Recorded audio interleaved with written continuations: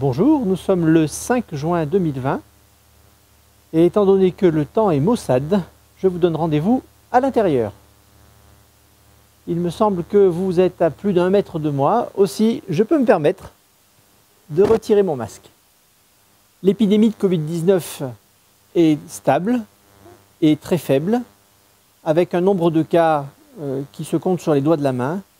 En effet, à l'hôpital, il y a régulièrement 4 à 5 patients qui entrent avec une suspicion de Covid-19 et qui sont exceptionnellement positifs.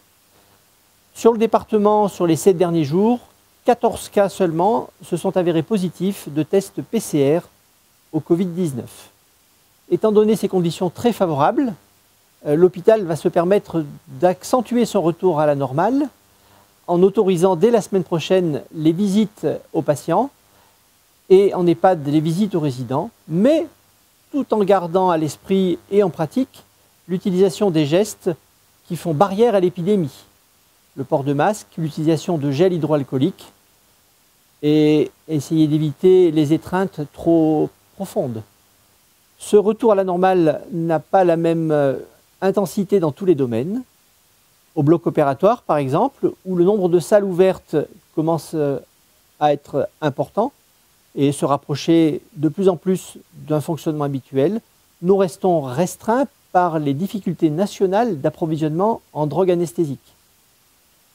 Aussi, seules les interventions les plus importantes ou celles qui ont été retardées depuis le plus longtemps sont réalisées actuellement. À la semaine prochaine.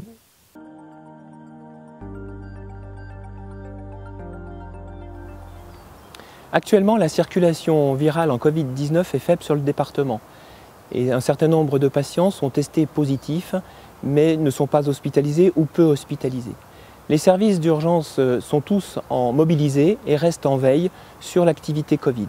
Le centre 15 a repris une activité normale pour la période mais reste néanmoins sollicité pour un certain nombre de patients qui sollicitent le 15 pour des questions concernant l'épidémie de Covid. Les services d'urgence d'Annecy et de Saint-Julien-en-Genevois continuent à être organisés sous format de 2 filières, une filière Covid et une filière non-Covid qui, elle, augmente de façon importante depuis plusieurs jours en raison de l'activité extérieure de la population. Malgré cette faible activité virale et le taux de positivité faible dans la population, il n'empêche que nous devons rester vigilants. Cette vigilance s'exerce à 2 niveaux. Une vigilance sur la préconisation des mesures barrières qui doivent être respectées au maximum, le port du masque, l'usage du gel hydroalcoolique, les mesures de distanciation sociale en collectivité sont des éléments majeurs, essentiels pour limiter la circulation du virus.